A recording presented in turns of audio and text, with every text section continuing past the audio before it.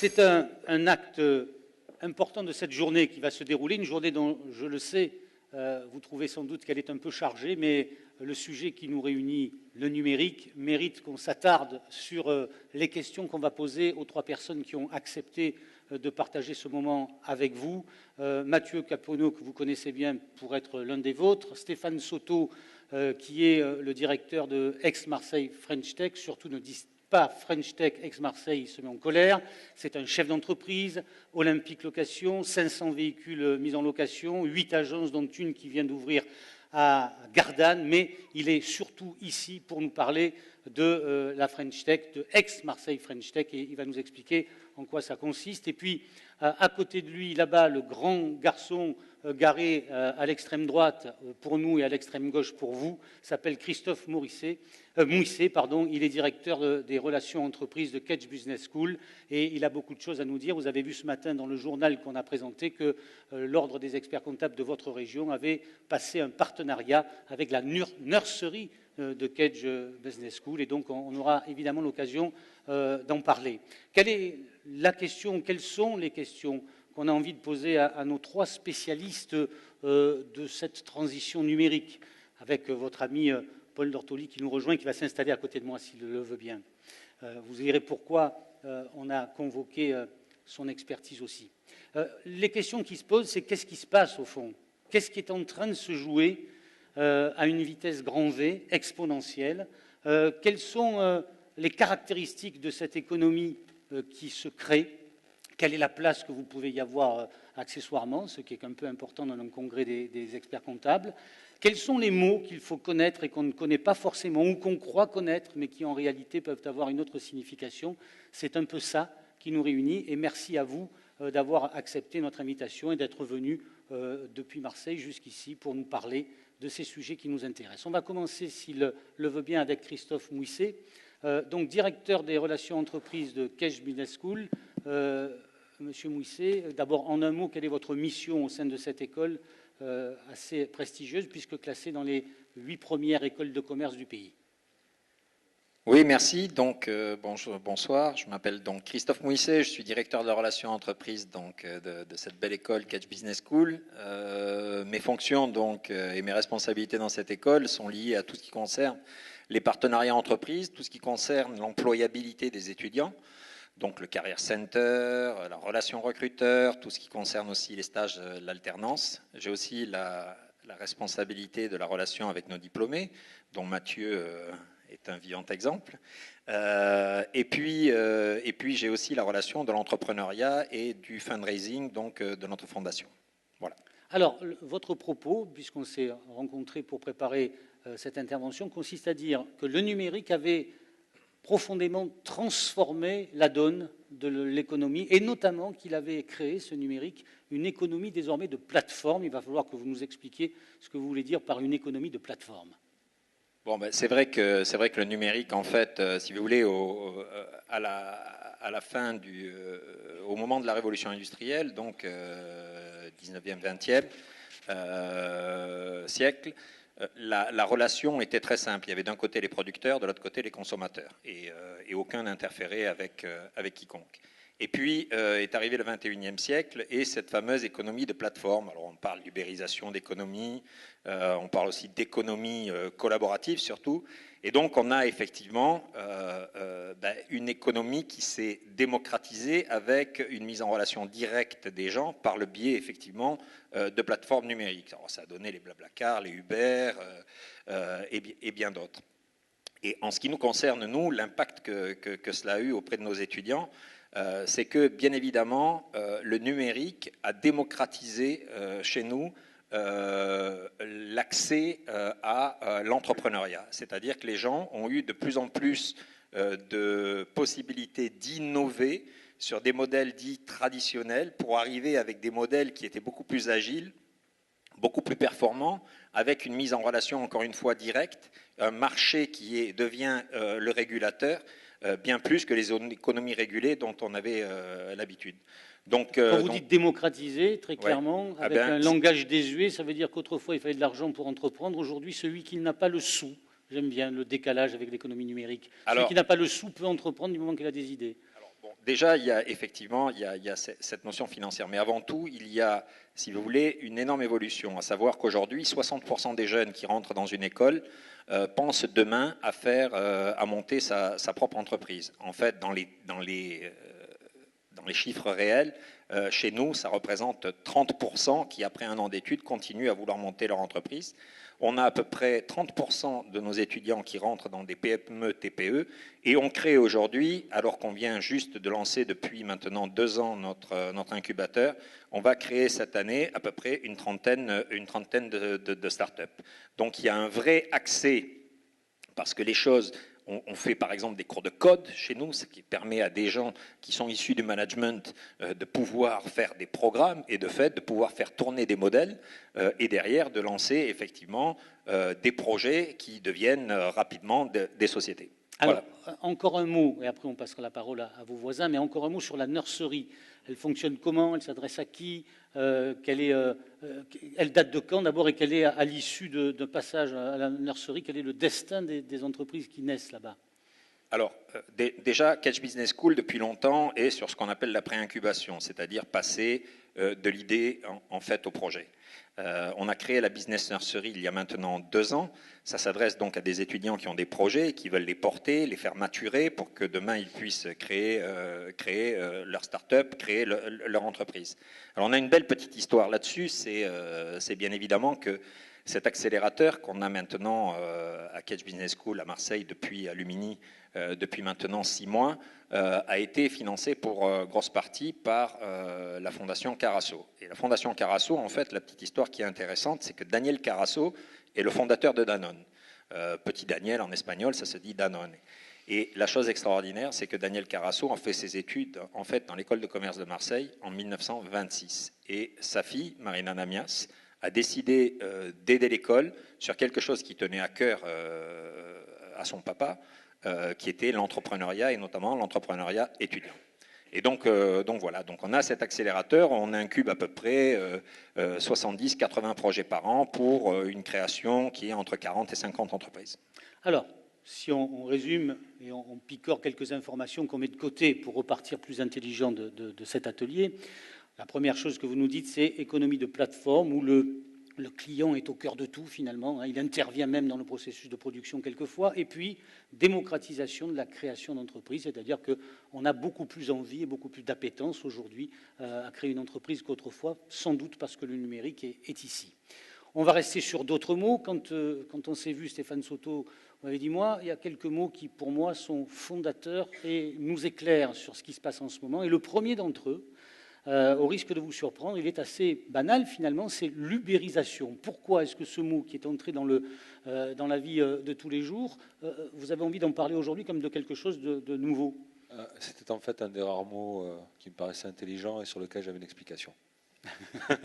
Oui, ça, c'est non, plus sérieusement, l'ubérisation, c'est un terme sur lequel je voulais discuter avec vous et échanger, parce qu'on a eu trop tendance à l'assimiler, de mon point de vue, à un simple phénomène consistant à transformer violemment, radicalement une filière économique, en l'occurrence les taxis, mais c'est quelque chose de beaucoup plus global aujourd'hui.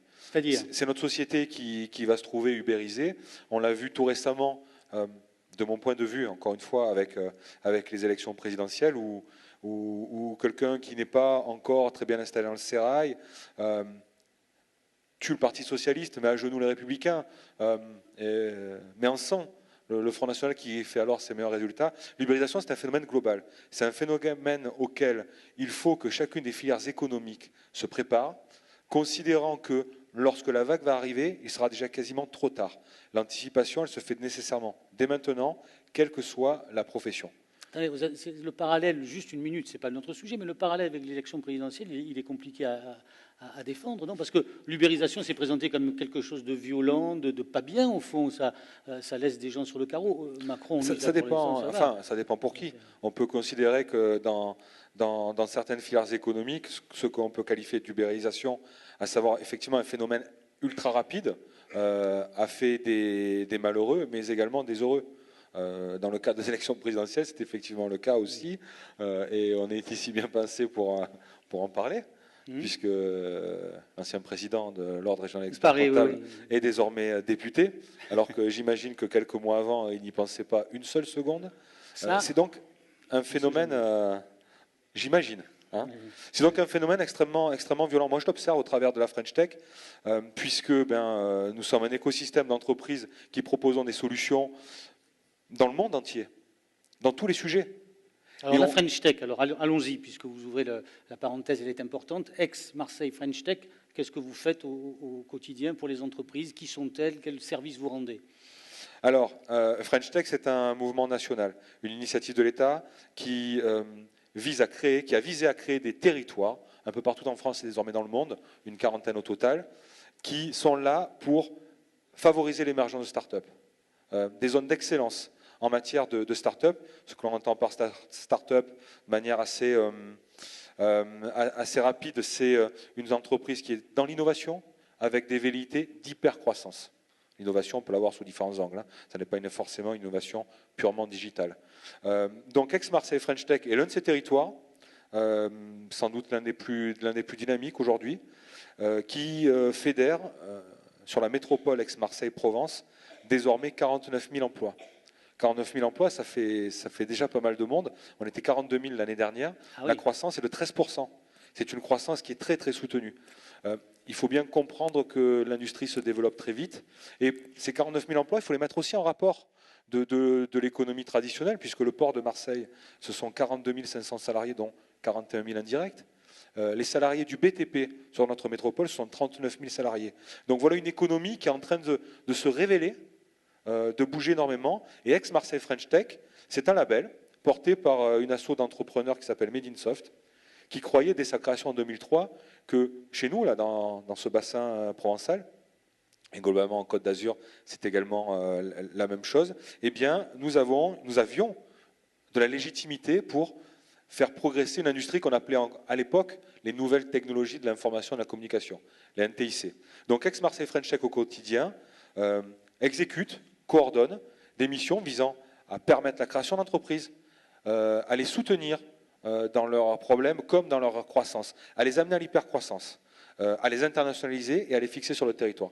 4 enjeux, donc pas grand-chose d'extraordinaire, mais les résultats sont là et c'est une offre collective. La vraie réussite d'Aix-Marseille French Tech, je ne vais pas rentrer dans les chiffres, c'est tout simplement d'avoir réussi à faire converger le pouvoir public et privé, patronal, consulaire, pardonnez-moi, autour d'une idée, c'est que le digital doit se révéler chez nous, et on va en reparler tout à l'heure peut-être, au travers des grands enjeux technologiques qui arrivent à nous et qui vont toutes et tous nous submerger, et ensemble à créer quelque chose d'homogène et de performant. Cette vraie réussite, c'est le fait d'avoir sanctuarisé un sujet et d'avoir aligné tout le monde, d'avoir mutualisé les moyens techniques, humains et financiers, ce qui fait qu'avec 250 000 euros de financement public en 2016, soit quasiment le plus faible des budgets, puisque le plus faible est de 200 000 euros et le plus élevé est d'1,4 million à Rennes, eh bien nous avons aujourd'hui sur Aix-Marseille les meilleurs résultats. 49 000 emplois, c'est un chiffre qui est assez extraordinaire au sens premier du mot, hein, surtout quand on le met en parallèle avec le secteur du BTP, dont on dit souvent qu'il est l'un des plus... Mais moi je crois qu'on n'est pas encore arrivé là. Donc vous nous dites, on a bien compris, Aix-Marseille French Tech, votre association Made in Soft, on a bien compris que l'ubérisation était un phénomène qu'il fallait anticiper, qui était marqué du sceau de la brutalité et de la violence, même si je persiste à penser que le parallèle avec Macron même est un peu exotique, mais enfin vous le défendez avec beaucoup de conviction. Cette ubérisation, quand vous voyez des experts comptables et des commissaires aux comptes en face de vous, vous leur dites quoi? Vous leur dites, comme on dit à Marseille, méfie. Absolument pas. Mais je traduis pour les histoires, attention. Le thème de ce congrès est révélateur. C'est la prise de conscience que ce métier va muter sur le plan légal, d'évidence, mais également sur le plan des outils qui vont être mis à la disposition des experts comptables. On le voit déjà depuis quelques années, la lecture automatique de documents, la reconnaissance automatique de documents font qu'un certain nombre de factures sont dématérialisées avec un niveau de qualité qui va crescendo, qui devient quasi parfait. Les flux EDI qui existent depuis déjà de nombreuses années ont permis de faire une saisie automatique. Bientôt, la facture électronique deviendra la norme, hein, la règle. Donc, le métier va déjà être modifié sur ces aspects. Au-delà, moi je crois beaucoup, je peux me tromper, que nos experts comptables vont devoir être spécialisés par filière ou par métier. C'est un positionnement obligatoire parce que c'est quand même une activité, je vous livre mon sentiment avec toutes mes excuses par avance, c'est une activité commerciale aussi. C'est pas le bon sujet, mais malgré tout, me dit Mathieu. Bon, malgré tout, moi je pense qu'un certain nombre de métiers ont des spécificités évidentes, adressent le monde ou adressent uniquement un périmètre très restreint dans une agglomération et qu'il faut avoir des compétences qui sont précises. Bien, on revient vers vous évidemment pour évoquer plein d'autres sujets. On va donner la parole à Mathieu Capionneau, expert comptable et commissaire aux comptes à Marseille, La Ciotat et Paris. Votre sujet, Mathieu, c'est le financement des entreprises. Cette économie numérique, cette transition numérique se traduit par de nouvelles formes de financement avec des mots que vous avez envie de décrypter. Certains les connaissent, d'autres vont les apprendre. Alors on commence par quoi ? Crowdfunding ? Alors, par exemple. Allez, on commence avec des mots barbares, de l'anglais, ça va être génial. Le financement par la foule, c'est ça ? Ça emporte la foule en plus, hein, on voit crowdfunding. Ouais. 5 formes de crowdfunding. Le don avec contrepartie, qu'on appelle parfois précommande, et c'est très souvent le cas sur des plateformes en B2C. Donc, sur les 2 plateformes les plus connues, vous avez Kickstarter, qui est une américaine, et vous avez KissKissBankBank, qui est une française. Petit rappel, KissKissBankBank a signé avec l'Ordre des experts comptables un partenariat pour une plateforme collaborative qui s'appelle Lendopolis, et KissKissBankBank a été racheté la semaine dernière par le groupe La Poste. Bien. Donc vous avez aussi le prêt participatif sans intérêt, avec intérêt, et ce qu'on appelle l'equity crowdfunding, où là, finalement, vous commencez à prendre des actions dans certaines entreprises. Mais attendez. Donc 5 types de financement en fonction du B2B, B2C, B2B2C et de ce que l'on souhaite faire. Vous avez 5 types d'approches particulières. Est-ce que c'est un véritable phénomène ou alors est-ce que c'est une petite mode comme ça, émergente, et comme toutes les modes, elle est destinée à être démodée ? Non, dans tous les cas, la transformation du système bancaire, du système de financement est en cours, a changé. On voit qu'il y a les banques en ligne, on voit que les banques sont en train aussi de se transformer. Le modèle de financement va aussi changer, le crowdfunding existe. Est-ce que ça sera la norme demain ? On verra. En tout cas, c'est une forme de financement complémentaire, notamment en B2C. Et on voit, j'ai pris quelques exemples là. Et numérique, je suis sur mon iPad. L'année dernière... Ça, il me regarde en disant, regardez vos notes, vous, moi je suis sur mon iPad, espèce de vieux... L'année dernière, vous aviez un projet de caméra 360 qui a levé 1,5 million en 45 jours. Vous avez également, je vais prendre d'autres choses, un jeu vidéo qui depuis a été racheté par Sony et qui a levé 565 000 € en 14 jours. Vous avez un stabilisateur qui a levé 500 000 € avec 2000 personnes et qui du coup a vendu automatiquement ce stabilisateur à 2300 personnes, donc a lancé la première commande, donc ensuite a pu enchaîner, et depuis c'est une boîte qui tourne et qui a une notion de masse beaucoup plus importante. Et donc vous dites quand même que c'est quelque chose qui est important, qui se développe et qui concerne des sommes sympathiques quand même. Hein, on ne parle pas non plus de... Par contre, il faut quand même rappeler que ce sont des financements qui sont a priori très souvent complémentaires, qui sont risqués. Donc il y a quand même une notion de risque et d'investissement derrière tout cela. Et qui constitue souvent le capital de départ. Très souvent le capital de départ, ouais. Hein ? Ou le lancement d'une première commande. Deuxième mot que vous voulez souligner et expliquer, c'est pas tellement nouveau, c'est juste le terme qui est nouveau, c'est love money. On a changé le terme, mais oui, ça revient à la même chose. Avant, on empruntait à ses parents, à ses grands-parents, à son frère, à sa sœur, parfois à ses enfants, rarement à ses enfants quand même. Maintenant, on appelle ça le love money, mais c'est exactement la même chose. Donc le love money, très souvent, constitue également le capital de départ pour lancer le premier projet et finalement atteindre certains seuils de capital et de fonds propres qui permettent de développer ou d'aller sur d'autres types de financement un peu plus importants. Il y a un autre mode de financement qui sert l'amorçage. C'est le pré-IPO. Ah oui, donc l'IPO, donc c'est pour les introductions en bourse. Stéphane souhaitait aussi parler de toutes les notions de biotech et de e-santé. On a beaucoup de chance, beaucoup sur Montpellier et un peu quand même en région, de plus en plus sur le territoire ex-Marseille. On a beaucoup d'entreprises qui sont dans le secteur de la e-santé et de la biotechnologie. C'est le secteur qui fait le plus d'introductions en bourse depuis 4 à 5 ans sur Alternex, donc sur le second marché. 80% des introductions sont des entreprises qui sont dans le biotech. Donc pré-IPO, on a fait 80 en 4 ans. Moi, je n'ai pas compris la différence. Une introduction de marché, ça existe depuis, depuis longtemps. Oui, sauf que là, on reste sur un système de crowdfunding avant l'introduction en bourse, avec des structures ad hoc, multiples associations. Hein. Je veux dire, un des exemples que j'ai pris, on a du coup maintenant une structure ad hoc qui a 2300 associés pour une part de capital relativement faible, mais il faut savoir gérer aussi ces 2300 nouveaux associés.